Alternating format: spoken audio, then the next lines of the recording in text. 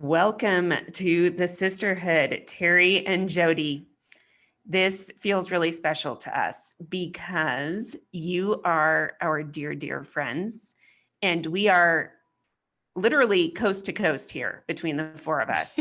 Yes. We had a little mix up on time because I was dealing with 3 time zones, and I am so happy to have the four of us together talking about being home for the holidays. And as Jodi said, still home for the holidays. Yes. This is a series about what does Christmas look like this year? And for a lot of us, that means being at home. So why don't both of you introduce yourselves and tell us who you live with now at home and who you often have come back home because you've had some birdies fly the nest. Terri, we'll start with you. Where in the world are you? Who lives at home with you year round, and who might stop in during the holidays that you love very much? Yeah. Terri, and I'm married to Mike, and we live in the Pacific Northwest. We have one grown child living with us, and the rest of them are scattered and in town and out of town and married and kids. And so we never know who we're going to have, really. So sometimes we have a lot of people, and sometimes we have just us. Mm-hmm. Okay. And Jodi, why don't you tell us where in the world you are and about your crew? Hi, we live in Atlanta, Georgia, and my husband and I, we've been here over 20 years in this area. We have 5 kids, and they range from 12 to almost 25. And we have in that grouping our oldest 2 married right out of college. Both of them are married, and our second one just this summer. We have a high school senior still at home, one in college nearby, not too far, and then a 12-year-old. I'm doing 7th grade again with our 12-year-old. So kind of a gamut of children, but that's us. Well, thank you very much. The reason that we invited both of you to come and be on this episode is because you manage your families in a way where I think you really celebrate people. You celebrate the people who are with you and the people who have left, but you manage them in a way where I think you stay really connected to your kids that have grown and flown, as they say.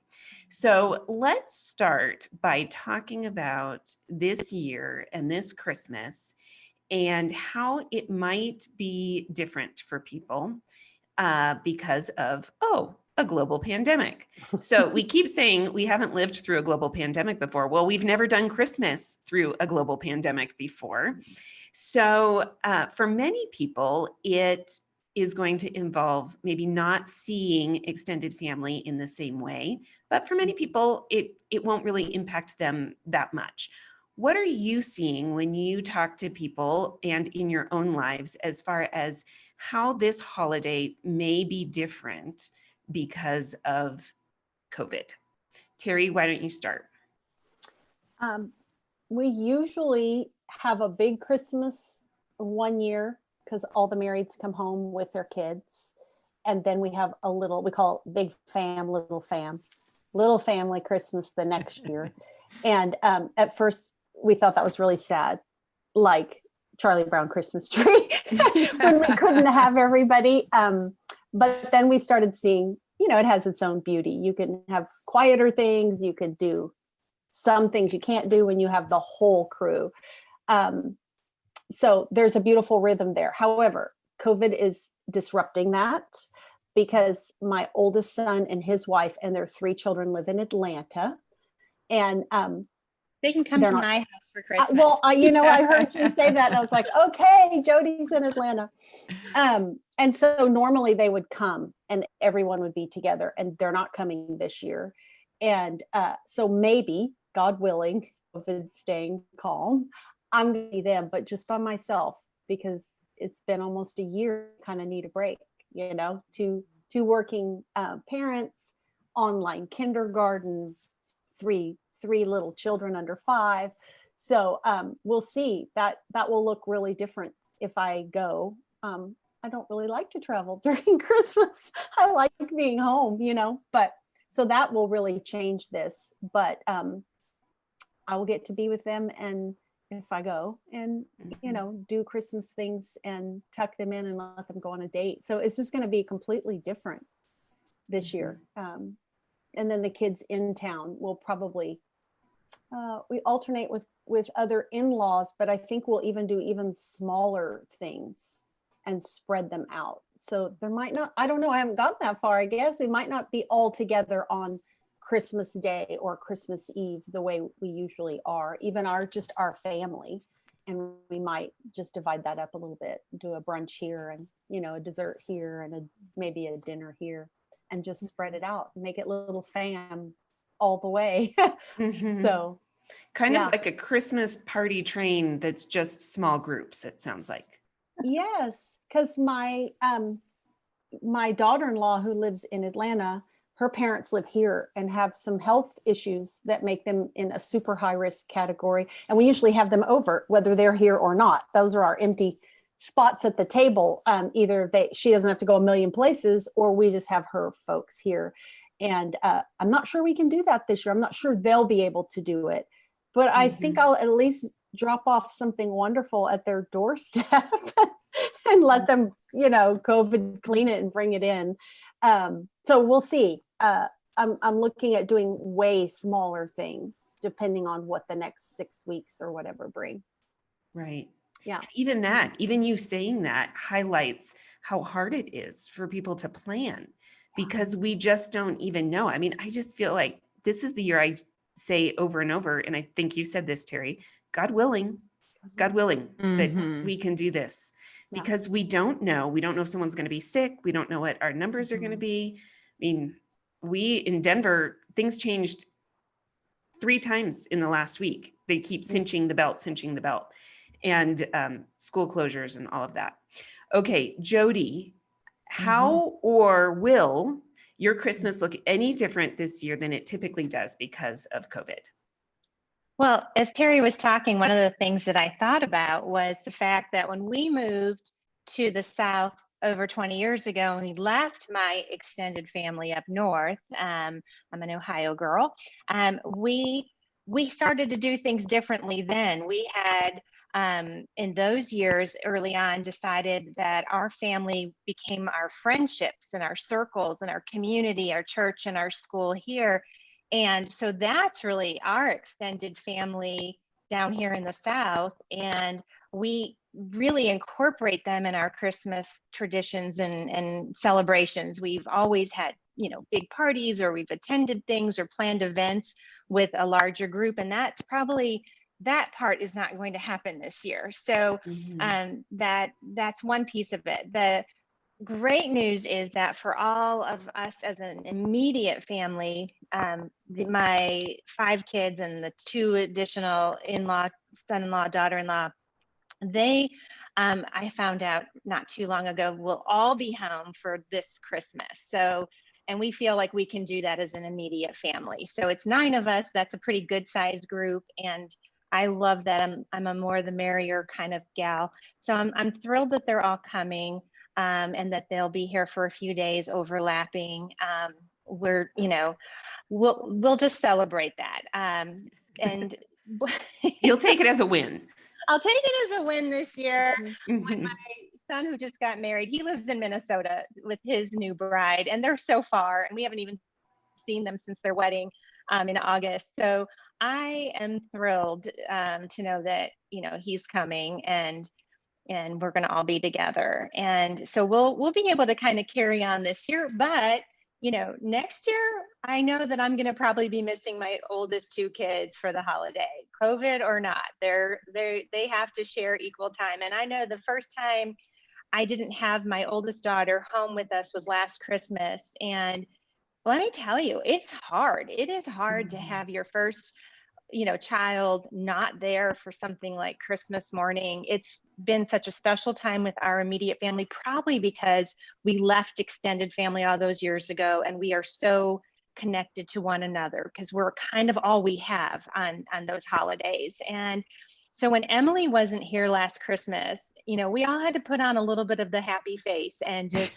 and get through it, you know. Mhm. And one of the things I just have to tell you, which was so darn sweet, is her mother-in-law, um, when she knew she was going to have Emily in her home, she found out what some of our traditions were and some of the normal things we did, like, you know, matching pajamas or certain food item or whatever. And she tried to replicate those in her home that year, last year, for her new daughter-in-law.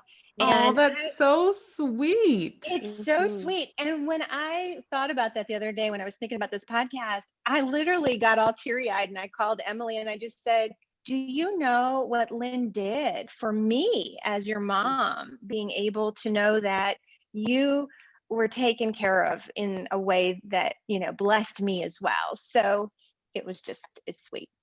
There's Mhm. silver linings. I agree with Terri. Did you have anything that you did to help you with that loss? Like, I just think that's a loss. I was even talking to one of my daughter's friends the other day who her brother got married. Yeah. And she said, you know, he's still a part of my family unit, but he's creating Mhm. his own family unit.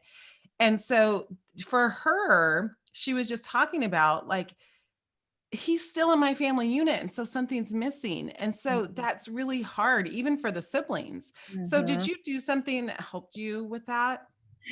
You know, we joked about, we had this cardboard cutout of her from her high school graduation Yeah. 10 years ago. And I thought about putting it out at the chair or, you know, dressing it in pajamas, but I didn't get that desperate. I think we just had to be really honest with ourselves that it was okay to be sad. It was okay to grieve that a little bit. Emily is really a homebody and she is very attached to our family as well, even though she's gone and, you know, married and lives out of state. And um, she is that way. So I think I was still playing the mom role where I was trying my best to be like, this is good. This is good. This is God's design and you're good and it's going to be great.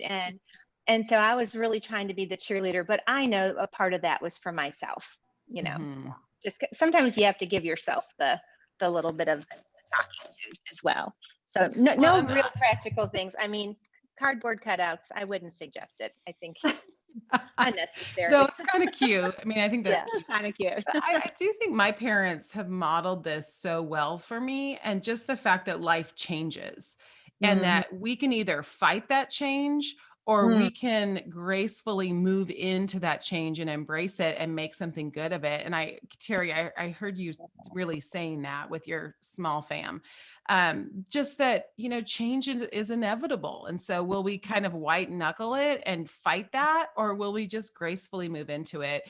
And I think it's just a good concept to think about because this year is a lot of change. I mean, whether it's something like you've had with kids getting married, or it's simply because of COVID, there's going to be empty spaces at the table. And so, can we embrace that and say, this is what it is? This is this season. And help me, God, like praying that prayer, help me, God, to do something redemptive with this Yeah, change. yeah, Yeah, very good. that's good. I thought of two things that I did similar to what Jodi, my youngest daughter got married between Christmas and New Year's, and then her birthday's on January 2nd. So she was on her honeymoon on her birthday. And it was the first year she wasn't home Mhm. for her birthday. And you really felt, okay, now she's going to be with her husband on her birthday, which she should. But I did two things. And one was I just put lights on the tree that year because we had the craziness of a wedding and Christmas, and I wanted all the people to be attended to. And I did that for me because I don't like taking down the Christmas tree. I don't like taking the ornaments off and putting it all. And so I just lit it and put the gifts under it and topped it with a star. And after Christmas, I just didn't have that kind of, I don't know, sadness of taking the ornaments off and the chore of it. Mhm. And then I always wanted to go to seminary, and I signed up to go to seminary. And it was a So hybrid good. program. And so I guess both sides, like address the grieving and give yourself some room that you don't have to do every single thing you've always done. And Yeah. then at least consider what's next for you. Mhm. Because by the time I had raised 4 kids, it was a long time that I had wanted to go to seminary and it didn't seem right. So I throw that out, not that you have to go to seminary, but maybe both things. What have you always wanted to do? You could start asking God if this is the time for, and how can you just say, you know what, I'm just doing one less thing to make that afterwards a little gentler on me. So Yeah. Well, and I love the symbolism of just the simple tree too, that you decided this Christmas we're going to focus on the basics of Christmas because we've got a wedding next week. Hello. I mean, just the simple act of that. And I think for a lot of us, maybe that's something we can take into this Christmas if we're feeling additional stress to say, okay, what could be my tree? What could be my paring down so that I am not dreading something because I'm already carrying so much stress this season? What am I dreading, and how can I relieve that stress a little bit? Can both of you talk a little bit about your kids and how you helped your kids deal with the empty seat at the table, whether it's because a sibling was gone or grandparents or cousins? But for, I think many of our listeners, they have older kids and kids are starting to leave, or maybe because this year Christmas is going to be different, they won't be with cousins or people they're normally with. How do you help your kids with that anticipation, and then maybe also in the positive pivot in making this Christmas or making the new version of Christmas something fun? Terri, why don't you start? It was my youngest daughter, who had the first two marry, and she was left home alone with little fam, who kind of was sad that first year. And I just talked to her about it. So what would you like to do? And what could we do that is harder to do when we have our six plus the marrieds plus their kids? And so just listening kind of to, and maybe it was not the traditional thing. Maybe, I don't remember what she said, but I think some of it was around food. Like, can we do this pie instead of that pie? And then we just listen to it. Or can we go here to get a tree because we always get a live tree? Or can we do it on this day? And just, you could do more things. I could go on a long walk with her, or we could do the turkey run, which I don't always want to do, but you can do some things that you couldn't do when we had 12 people. So some of it's listening and asking. That year that she got married, I was looking to pare down. And so the first thing I was going to get rid of were the stockings. Let's just don't do stockings and all the little things in them. And let's just focus on, and the whole family was like, no, we want stockings. And there is something about just seeing all, 12 of them down the stair rail. And so we went ahead and did that, but I could have charged ahead without knowing what was important to everyone. So I listened a little bit to what I needed and a little bit to what the ones left behind when you start having a smaller Christmas. I don't know what they want that maybe they've never been able to voice, or no one ever asked them because they're the youngest. And by the time they came along, some things were established. Right. Yeah. So. Jodi, how about you? Other than, I liked that you said just allowing yourselves to feel those feelings. I'm assuming you talked to your kids about that. Yeah, because we did, and they definitely felt that as well. I want to approach this just even from when we leave home, and like I said earlier, we're not with our extended family, and how we had to figure things out a little differently. And I do think it was that loss, 20 years ago, that had kind of helped us prepare to be more intentional with our own immediate family. So I guess the theory applies both ways. Really embrace what you have each season, each year. And if you have, all the aunts and uncles and cousins that can be there, well, that's one type of embracing. But if you've just pared down to your, immediate family, that was the year that I remember having to think about, like, oh, wait, I have the one to do the cooking, and I have to embrace, taking on the traditions and creating the memories. And I remember panicking a little bit about that, but also as I gained my momentum and a little confidence as a young mom a long, long time ago, I started to realize like how amazing that is, that God would give me the opportunity, to be the creator of something that is so sacred and so special, and that is going to go maybe down generations, because what we're doing in formulating things with our kids, through traditions and creating experiences over and over again, those things are passed down. And it was like he did a little shift in me. And maybe that's just some encouragement for this year, that we just shift a little and how we approach it, and our attitude of it's going to look different, but maybe this is a really good year for different. And how do we as a family need to do things different anyway? I'm a big believer in less is more. And so not in people, but just in how much we take on each holiday season. And I even think about like the big things that we're always committed to, big company parties, or we have to go attend, this function at Aunt Beatrice's house all day. Well, maybe there's just some really cool blessing as we have to pare down, schedule less, say no more easily. It creates some more space for the more meaningful things that maybe have been on our list to do, but we just can never seem to get to. So I don't know. Did I answer that question? Yeah. Okay. I do think there are lots of opportunities that are presenting themselves in the paring down. And it is so much, you're both talking about attitude shift. Yeah. And really saying, we're going to be focusing on what we can do differently that maybe we've needed to do differently for a while.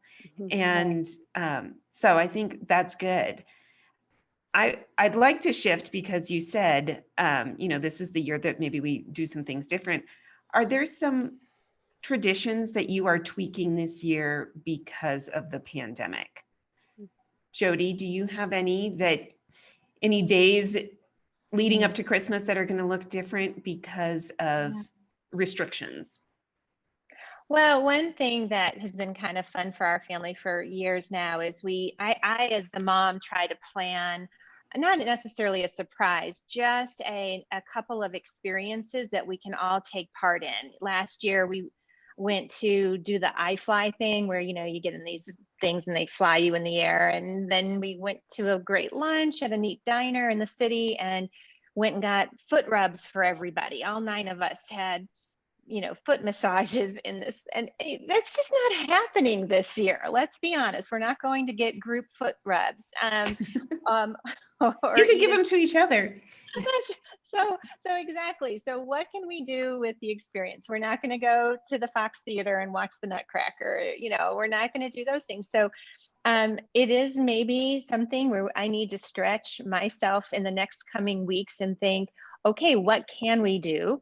Because we still want to do something. They look forward to some kind of family bonding experience, even at their older ages. And so, I think, the ugly sweater, Christmas sweater family hike, I think I'm going to have to work harder than that. But, this is the time that I need to start pouring into ahead of time, right? Like being prepared, because December 22nd isn't going to allow me to do things differently if I didn't plan for them early in November. So that's kind of my goal. I'm not quite there yet, but I'm going to get there. A lot of our traditions and things that we do, we can keep on doing because it's just including the 9 of us. And, we're going to all have matching family pajamas this year because that is COVID friendly. That is a COVID friendly activity. It is. Terri, what about you? Are you tweaking anything? Well, it sounds like even going to Atlanta might be a tweak. Yeah, that'll be a tweak if it happens. Yeah. And that's probably the biggest tweak is just I'll go by myself, and so that'll be different. That's probably the biggest one. Yeah. Krista, do you have anything that you're going to tweak this year because of pandemic life? Jodi, I really like how you can take the concept like of your family experience, and you can just take that skeletal concept and just apply it to COVID. I mean, I think that's what we're going to plan on doing. Because so much of what we do focuses around our immediate family.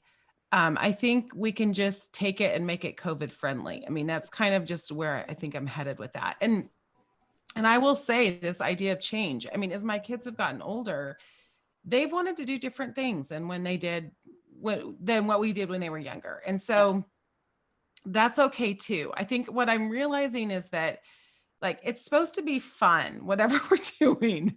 And then if it's not fun anymore, it's actually not fun. And so like, I know that's the most obvious statement in the world, but I think sometimes we forge forward with things. So at the beginning of every season in November, I actually say to my kids, what is the one thing that you want to do this holiday season? And if it's something we've always done, awesome, because that's their one thing. I mean, but that's times 5, right? Because it's my husband and then of course me. So I guess it's 6. But so everyone gets to pick that one thing, and that's already 6 things.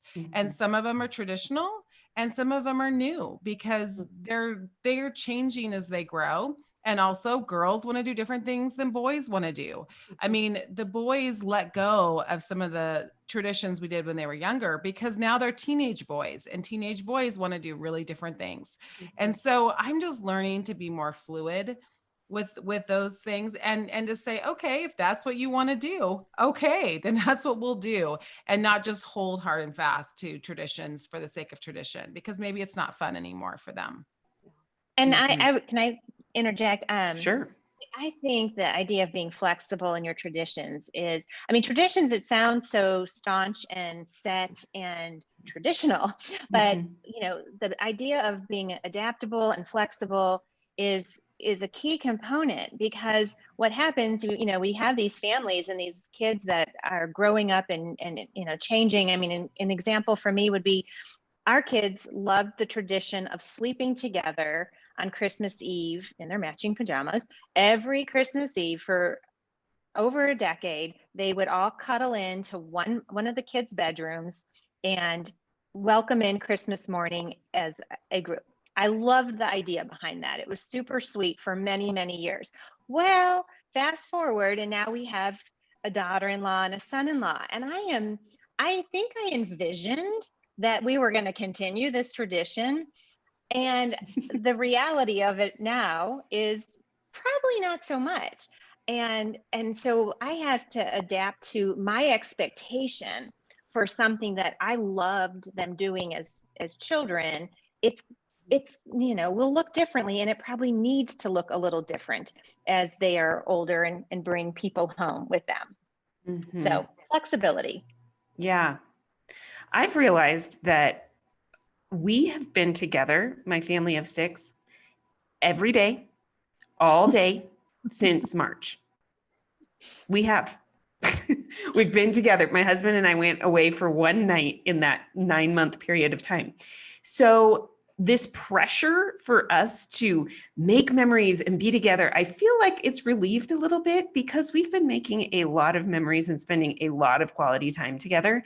And I don't know if there are other moms that are out there right now that feel like, wow, do we really need to have all of this intense time together over the holidays? Because we've had a lot of intense time together this last year in 2020.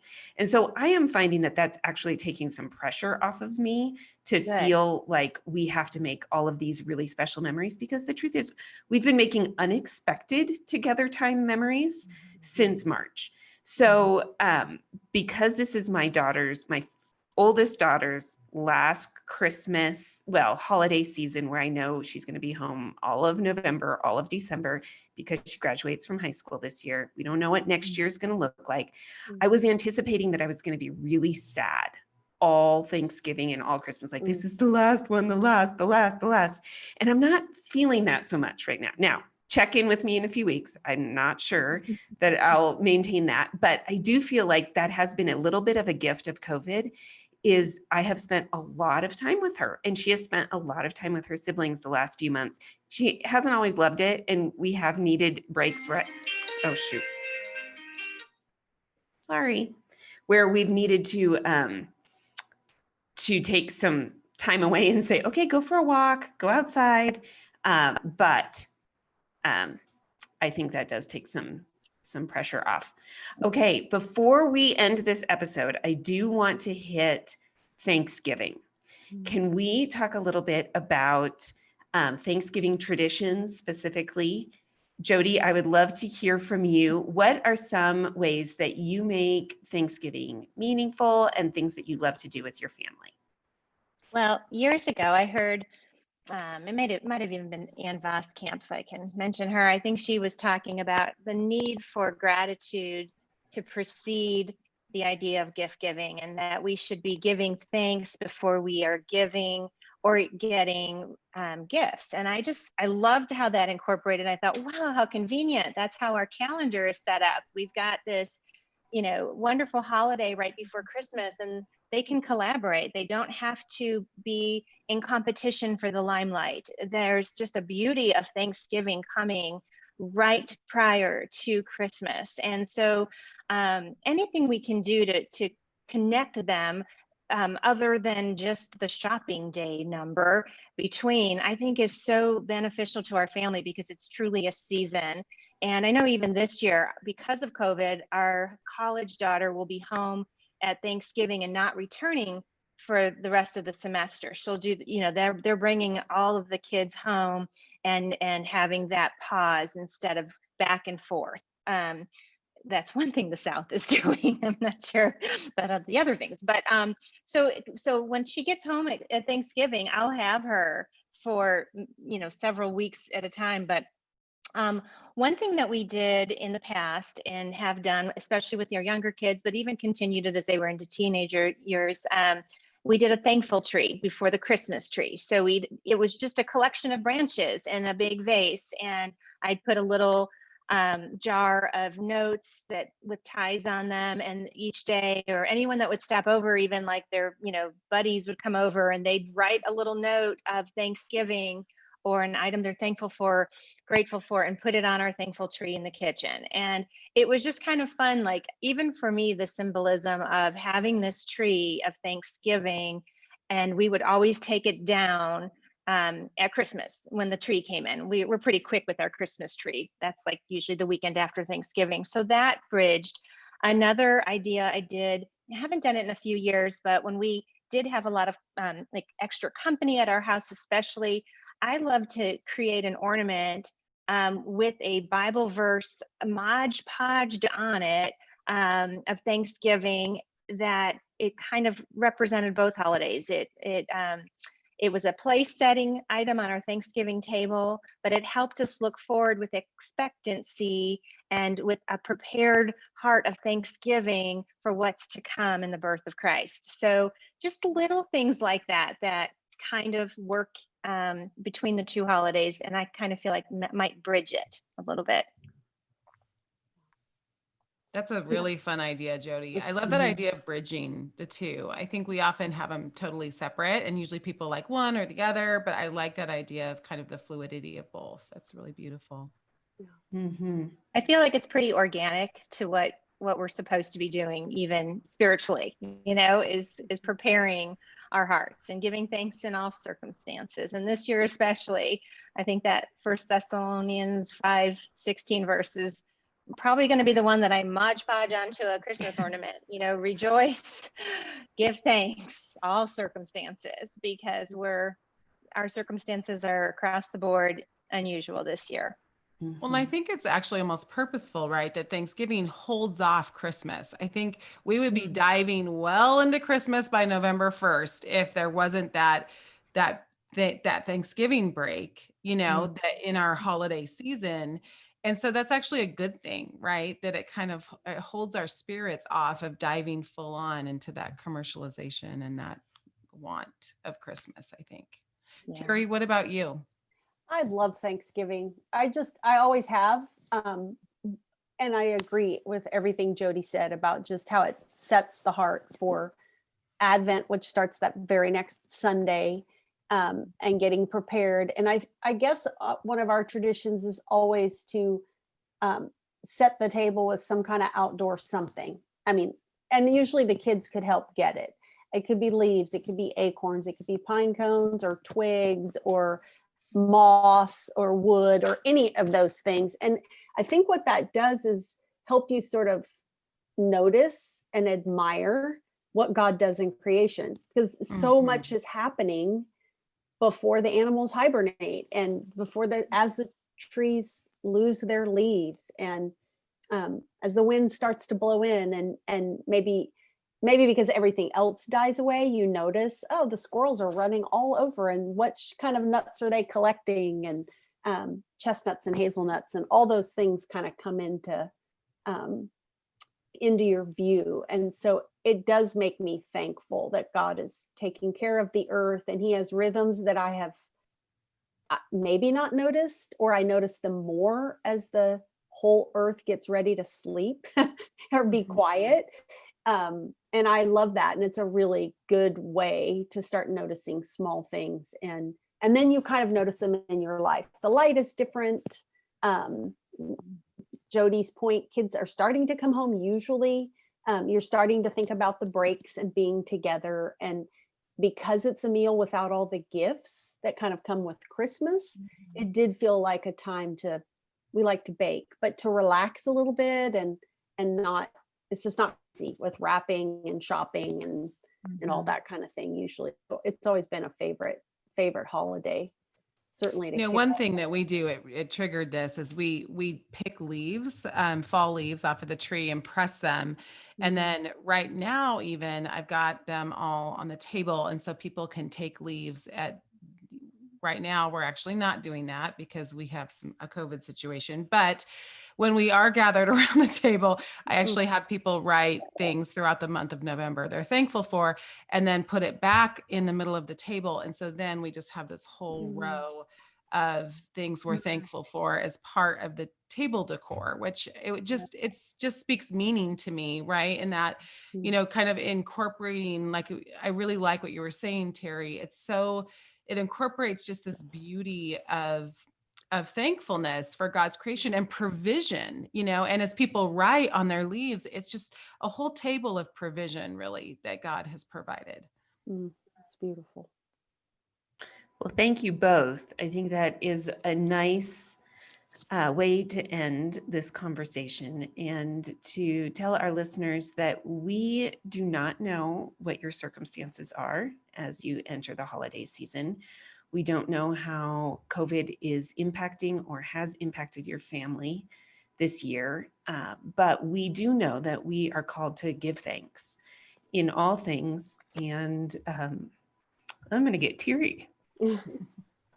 But the harder life is, the more our faith is critical to being thankful and to seeing God's presence. And that's what Christmas is about, is his presence, Emmanuel, God with us. And so Thanksgiving is the open door. Hello, we're the open door sisterhood, but it's the open door to walk us through. And so I'm glad that we ended talking about Thanksgiving and how it is an entree into the Christmas season and into Advent. So thank you both for sharing your family experiences. And we're going to have ways for our listeners to hear more from you. So we will tell them how they can do that. But in the meantime, happy Christmas preparedness, happy COVID 2020 Christmas, and all of the wonderful greetings. May we have 2020 vision this year as we look for Christ in all of the places of our lives. Okay, bye. Thank you. Bye. Thanks for Bye, having everyone. me. Bye.